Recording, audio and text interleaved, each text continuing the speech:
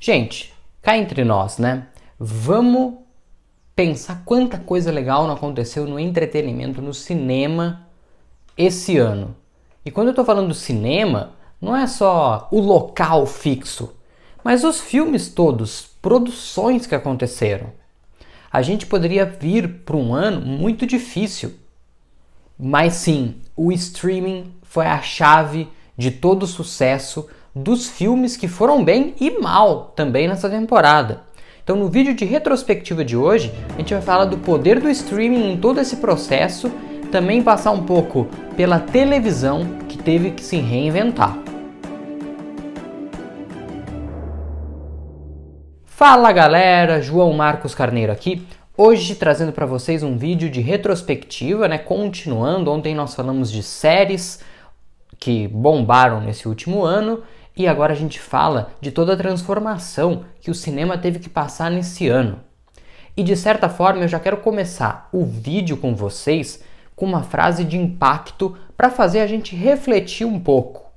De certa forma, dá para dizer, abre aspas para mim, tá? Que os estúdios de cinema tiveram sorte de que o streaming existe. Por quê? Amanhã e depois eu vou falar dos filmes que fracassaram nesse ano e que deram muito certo, que bombaram, que foram um sucesso de crítica e de público.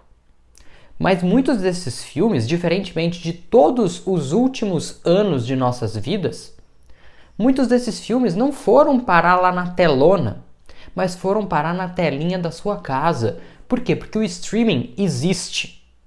Parece até que a Disney sabia que ia acontecer isso e no final do ano passado lançou o Disney Plus lá nos Estados Unidos, expandindo para a Europa no meio desse ano e agora no final do ano aqui na América Latina. Parece que a HBO sabia e criou o HBO Max, né? Parece que a Netflix e a Amazon sabiam e aumentaram seus catálogos, investiram muito em produções próprias. Então, imagina a nossa vida sem o streaming. Se foi difícil ficar em casa e ainda está sendo, ficar longe das pessoas que a gente gosta, imagina se não tivesse essa forma de entretenimento. Então eu já começo o vídeo lá no alto fazendo essa reflexão e convidando vocês a pensarem junto comigo nisso tudo que aconteceu nesse ano, certo? O streaming ele veio para ficar e para, quem sabe até, revolucionar o que a gente conhece como cinema. Você pode anotar, a transformação que a gente passou esse ano vai afetar no cinema lá na frente, mas já vem colando em mim aqui, e é o seguinte, antes da gente começar a trazer dados, sabe? Eu conto muito com a sua inscrição, sabe? A gente está chegando em 400 inscritos aqui no canal, é muito importante cada um de vocês. Então quer fazer parte disso?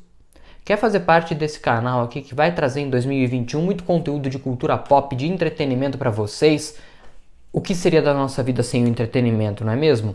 Então, já vem aqui pro Cultura Popcia, se inscreve no canal e aciona o sininho para receber notificação sempre que tiver vídeo novo e inclusive já deixa o like nesse vídeo de hoje aqui, tá bom? Em minha homenagem, ao streaming que você assiste, que você assina, em homenagem à televisão brasileira, mundial, que teve que se reinventar também, a gente vai falar sobre isso daqui a pouquinho.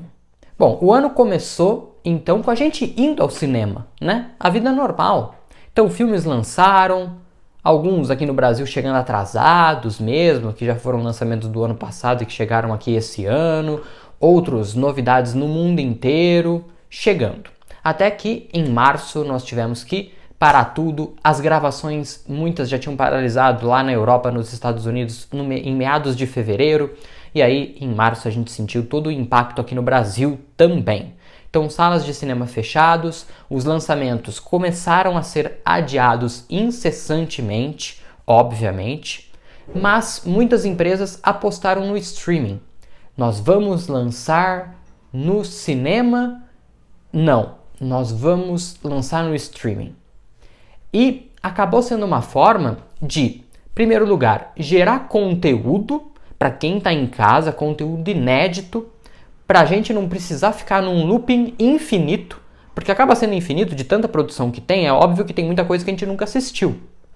Então, de certa forma, a gente ia ter conteúdo inédito, entre aspas, para cada um, né? Para cada um. Mas todas produções já existentes, de um ano atrás, alguns meses atrás, enfim. Então você ter conteúdo inédito para todo mundo. Ponto pro streaming. Você, claro, né, evitar e cuidar da saúde das pessoas, não fazendo elas irem ao cinema, certo? Perfeito. Até porque a gente não sabe quando que a gente vai poder ir sem medo no cinema, né? Outra coisa, né, também, você atrai novos assinantes para sua plataforma. Mais gente querendo assinar. Putz, lançou tal coisa ali, quero assinar. Ou então pega aqueles dias grátis lá que tem, aí você se interessa e acaba assinando. Então é tudo uma estratégia, né? Pra gente é bom, porque a gente ganha então conteúdo inédito para assistir, se distrair e parar de pensar nos problemas, né? Tanto é que no final do ano, né, a gente viu dos maiores filmes aguardados para essa temporada chegando, né? Mulher Maravilha 1984, com os cinemas já reabertos em muitos lugares do mundo, até foi para as telonas, mas que lançou no streaming também, né? No HBO Max, que aqui no Brasil não existe ainda, aqui a gente tem o HBO Go, no HBO Go não lançou, né? Mas no HBO Max, que tem nos Estados Unidos e que ainda não tem previsão para chegar aqui no Brasil, lançou. E aí dentro disso a gente até vai discutir mais pra frente uma estratégia da Warner aí pra frente, pro ano que vem. E o filme Soul, da Pixar, que lançou aberto para todo mundo no Disney Plus. Então você assina o Disney Plus, você vai lá e assiste o filme, sem pagar nada a mais por isso. Olha que estratégia legal. Então, duas produções que foram feitas para o cinema lançaram no streaming. Lógico que a gente está falando de empresas capitalistas e a parte financeira é muito importante, certo? Mas não deixa de também dar entretenimento e cuidar das pessoas. É um papel das empresas, dos estúdios gigantes como Warner e Disney, nos casos aqui que a gente está falando. Porém, lá nos Estados Unidos, né, aqui o filme da Mulher Maravilha, ele chegou não no Natal agora, né, na outra semana, na semana anterior ao Natal. Lá nos Estados Unidos, o filme lançou na sexta-feira, dia 25 de dezembro. E a galera em casa, Natal, né, feriado, vamos clicar lá para assistir. Deu problema, o servidor caiu. E aí, esse é outro problema. Aliás, esse é um problema que as plataformas vão ter que começar a olhar com mais carinho. Você investir num servidor que dê conta de uma demanda enorme. Porque quando você fala de cinema, você bota o filme lá em exibição, você coloca quantas salas você achar necessário, dependendo do tamanho do filme, certo? Mas acabou o número de poltronas, né, de cadeiras, não entra mais ninguém. Ninguém consegue mais entrar. Mas no streaming não, sempre tem mais uma pessoa entrando. Isso vai sobrecarregando o sistema. Então, é mais um ponto que precisa ser observado com carinho também para não gerar desgaste.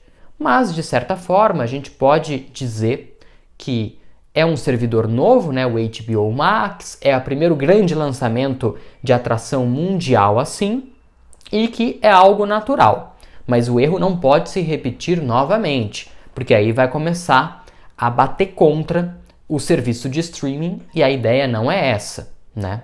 E eu citei, né, dessa estratégia da Warner que ela tá lançando pro ano que vem. O que aconteceu? Eles decidiram que eles queriam lançar Mulher Maravilha de qualquer jeito esse ano. Eu até acho que assim, se eles tivessem aguardado um pouco mais, eles poderiam ter conseguido um bom resultado em bilheteria. Mas isso é uma outra questão. Então eles resolveram lançar. Onde pode ir no cinema, a gente bota no cinema, a bilheteria vai ser baixa, mas tudo bem. E a gente lança no streaming, e aí é lógico que aqui, né, gente, a gente tá falando de streaming e tal, a gente não tá levando em consideração o que chega para as pessoas de uma outra maneira, né? O famoso conteúdo pirata, o famoso baixar o filme na internet, A gente não tem como medir o tamanho de tudo isso. Mas é o conteúdo também chegando para mais pessoas, certo? Não de maneira oficial, não de maneira, vamos dizer assim, correta, mas o conteúdo também chega, né? E aí, então, eles lançaram no cinema onde dava e resolveram lançar no HBO Max, certo? O serviço de streaming deles. Só que aí eles tomaram essa decisão, o pessoal gostou e tal, os cinemas não acharam tão ruim assim.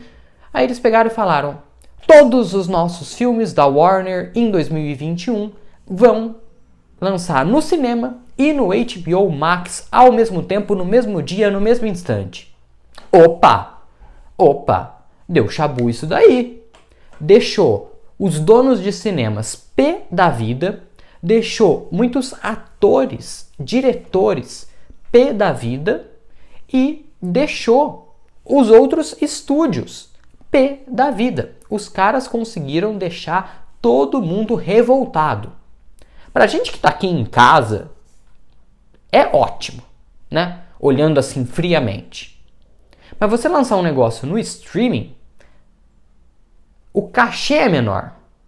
E aí você vai estar mexendo no bolso dos atores, dos diretores. Você vai estar afetando os outros estúdios, que não vão tomar essa decisão.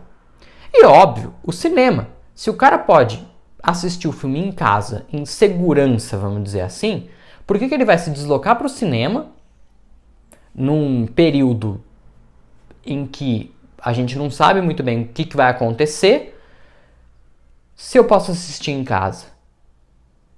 Então, é uma situação complicada, né? E aí, dentro de tudo isso, será que a gente está diante de um futuro onde a gente não vai poder mais medir o sucesso de um filme pela bilheteria dele? Porque veja só, se esse negócio de lançar conteúdo no streaming mesmo pegar, a gente não vai ter mais bilheteria para falar. E os próprios serviços de streaming, quando eles divulgam os dados relacionados aos filmes, ao que está sendo assistido, esses dados são meio mascarados. Então talvez a gente esteja num momento em que a gente vai ter que encontrar uma outra maneira de medir o sucesso de filmes. E foi inclusive uma dificuldade que eu tive a fazer o roteiro dos meus próximos vídeos, dos piores e melhores filmes de 2020. Porque eu não tinha bilheteria da maioria deles, né, para medir. Então isso é uma outra situação que mudou muito. Como eu fui medir?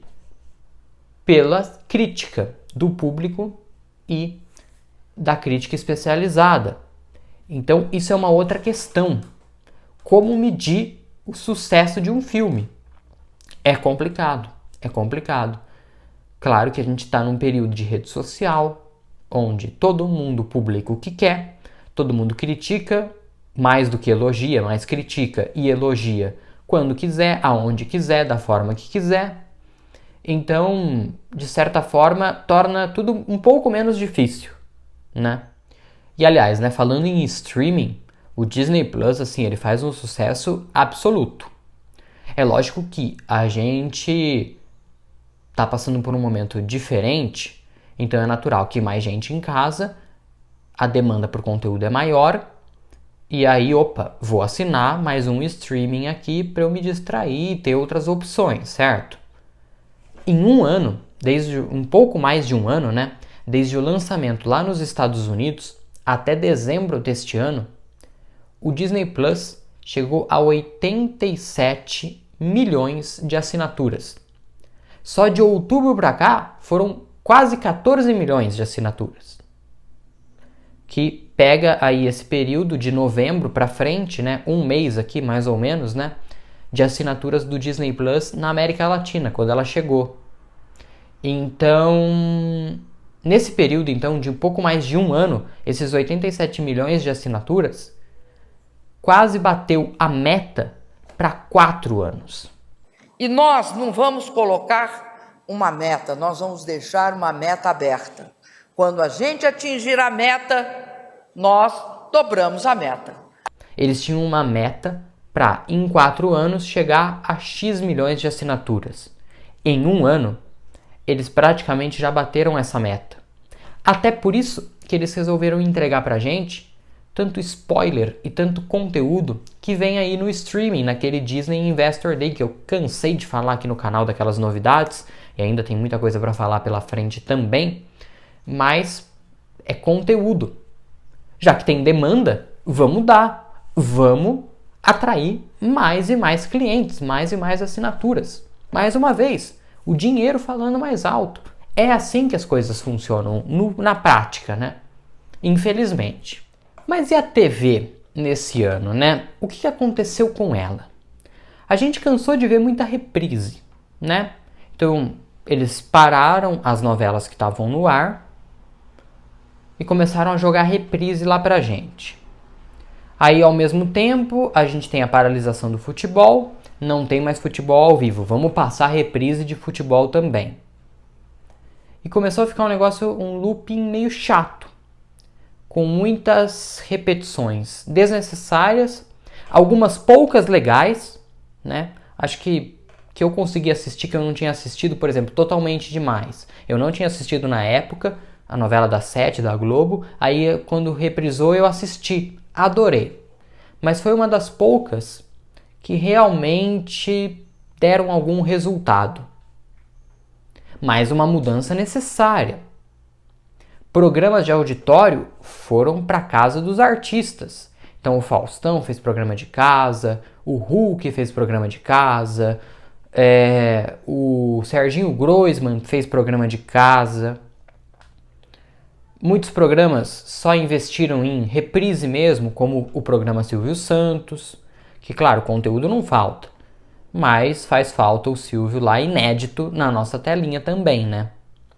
Com o tempo, o número de casos diminuindo, eles resolveram retomar primeiro as gravações das novelas, terminaram a gravação dessas novelas para só depois, em março do ano que vem, realmente botarem os capítulos que estão faltando no ar.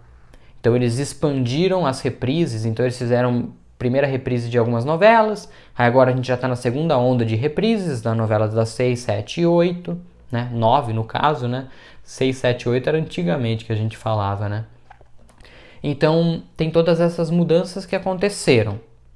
Aos poucos também os programas de auditório voltaram a acontecer com os apresentadores no estúdio, mas a plateia em casa por chamada de vídeo. Enfim, são transformações que a gente está vendo. E agora basta a gente conseguir, tanto no streaming, nesses lançamentos de cinema e na televisão, saber aproveitar esse momento, usar o conhecimento adquirido a nosso favor. Como isso vai funcionar na prática, o futuro vai dizer, o futuro vai nos mostrar. Mas com certeza foi um ano de aprendizado tanto para os estúdios de cinema quanto para as televisões, de que dá sim para produzir conteúdo, que dá sim para fazer sucesso e que a gente tem que sair da zona de conforto e pensar em novas estratégias, né, gente? Bom, para encerrar o vídeo, né? A gente vai lembrar então de vários filmes que acabaram sendo adiados, que não foram para os streamings, né? Que eles realmente, não, nós vamos lançar isso aqui no cinema, quando der, mas nós vamos. E muitos deles então foram adiados para o ano que vem. No dia 1º de janeiro eu vou trazer aqui para vocês um vídeo contando todas as expectativas para lançamentos em 2021.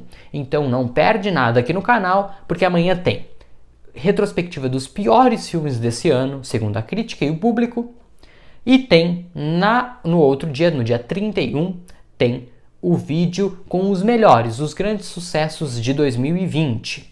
E no dia 1º a gente traz para vocês tudo que a gente pode esperar de melhor no cinema de 2021, seja esse cinema no streaming ou na telona. Deus queira que seja na telona, né, gente? E para não perder nada disso, então já se inscreve no canal, aciona o sininho para receber notificação. E é claro também, já manda o like nesse vídeo aqui de hoje, que eu acho que foi um dos melhores vídeos aqui do canal nesse ano. Eu acho. Não sei, quero saber a sua opinião, tá bom? Um grande abraço a todos e tchau!